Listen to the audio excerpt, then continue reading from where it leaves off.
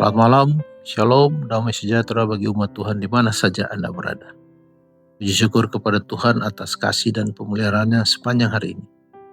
Pada malam yang indah ini, marilah kita menenangkan hati dan memusatkan pikiran kepada Tuhan untuk merenungkan firman-Nya. Biarlah melalui renungan malam ini, iman kita dikuatkan dan hidup kita semakin dekat dengan Tuhan. Mari berdoa. Bapa kami yang penuh kasih, kami bersyukur kepadamu karena Engkau telah menyertai kami sepanjang hari ini. Malam ini kami datang ke hadapan-Mu untuk bersekutu dan merenungkan firman-Mu. Hadirlah di tengah-tengah kami melalui Roh Kudus-Mu. Bukakan hati dan pikiran kami, agar kami dapat memahami serta melakukan kehendak-Mu. Berkatilah persekutuan kami malam ini, sehingga nama-Mu dipermuliakan. Dalam nama Tuhan Yesus Kristus, kami sudah berdoa. Amin. Judul renungan malam ini, bagaimana uang mempengaruhi Anda? Ayat renungan diambil dari kitab Kisah Para Rasul pasal 5 ayat 1. Firman Tuhan berkata, ada seorang lain yang bernama Ananias. Ia beserta istrinya Safira menjual sebidang tanah. Tidak perlu uang dianggap sebagai kutuk. Uang mempunyai nilai yang tinggi karena kalau dipakai dengan sebaik-baiknya, itu dapat menghasilkan kebajikan yang dapat menyelamatkan jiwa dalam memberkati orang lain yang lebih miskin dari kita. Apabila digunakan semaunya dan dengan tidak bijaksana, maka uang akan menjadi jerat bagi pemakainya.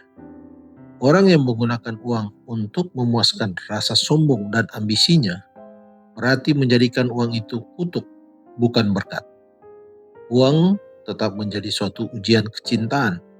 Barang siapa yang memperolehnya lebih dari kebutuhannya, haruslah ia mencari akal budi dan rahmat untuk mengendalikan hatinya sendiri dan berpikir secara wajar, supaya ia tidak berkeinginan menjadi pemboros, sehingga dia dapat menjadi penata layanan yang setia, yang tidak memboroskan modal yang dipercayakan Allah kepadanya.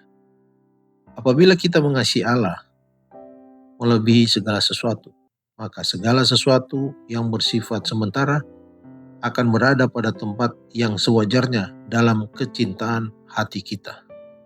Kalau dengan rendah hati kita mencari akal budi dan kesanggupan agar dapat menggunakan harta kekayaan Allah dengan sebaik-baiknya, kita akan menerima hikmat dari atas. Bila mana hati itu bersandar kepada kegemaran dan kecenderungannya sendiri, pikiran yang mengatakan bahwa uang dapat mendatangkan kebahagiaan tanpa kemurahan Allah, maka uang itu bagaikan seorang tiran, yaitu orang yang memerintah, kemudian mendapat keyakinan dan penghormatan. Si pemakainya dihormati sebagai seorang ilah. Kehormatan, kebenaran, kesalehan, dan keadilan dikorbankan di atas mezbahnya. Perintah Allah diabaikan. Digunakanlah adat kebiasaan duniawi yang sudah direncanakan Raja Mammon menjadi kuasa yang sedang mengatur. Sekiranya hukum yang diberikan Allah tetap dipelihara, sungguh berbedalah keadaan dunia dewasa ini dalam hal arti moral, rohani, dan jasmani. Sifat merasa diri sangat penting tentu tidak dinyatakan seperti keadaan sekarang ini. Tetapi setiap orang memikirkan dengan sungguh-sungguh kebahagiaan dan kesejahteraan orang lain. Sebaliknya, yang terjadi adalah terus menindas golongan miskin di bawah tumit besi oleh golongan hartawan. Gantinya pikiran dipakai untuk menyusun rencana, baik dalam hal jasmani maupun dalam masalah rohani. Mereka memperoleh suatu kesempatan untuk berpikir dan berbuat dengan bebas. Perasaan sebagai pemilik rumah mereka sendiri mengilhami mereka suatu keinginan besar untuk mencapai keadaan yang lebih baik. Segera mereka akan mendapat keterampilan mengadakan rencana dan rancangan untuk mereka sendiri. Anak-anak mereka akan dididik untuk memupuk kebiasaan rajin dan hemat dan cara berpikir mereka pun jauh lebih besar daripada sebelumnya. Mereka akan merasa bahwa mereka adalah manusia, bukan budak, dan akan sanggup meraih kembali sebagian besar rasa hormat dan kebebasan moral mereka yang sudah lama hilang.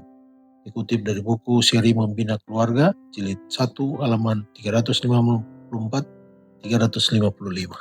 Mari berdoa. Bapa kami yang penuh kasih, kami bersyukur kepadamu atas firman yang telah kami baca dan boleh menjadi perenungan bagi kami malam ini. Terima kasih atas pengajaranmu yang mengingatkan kami tentang bagaimana uang dapat mempengaruhi kehidupan kami. Tolonglah kami ya Tuhan agar kami tidak diperhamba oleh harta, tetapi senantiasa menempatkan Engkau sebagai yang terutama dalam hidup kami. Ajarlah kami untuk menggunakan setiap berkat yang Engkau percayakan dengan bijaksana, jujur, dan untuk kemuliaan nama-Mu. Malam ini kami berdoa untuk setiap keluarga ke dalam tangan-Mu.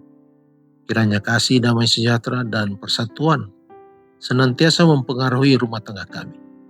Kuatkan setiap anggota keluarga dalam menghadapi berbagai pergumulan, dan tuntunlah kami agar tetap setia berjalan di dalam kehendak-Mu.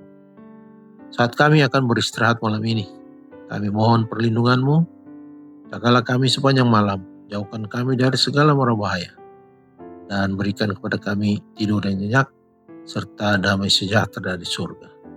Pulihkan tenaga kami, sehingga esok hari kami dapat bangun dengan tubuh yang segar dan semangat baru untuk melayani-Mu.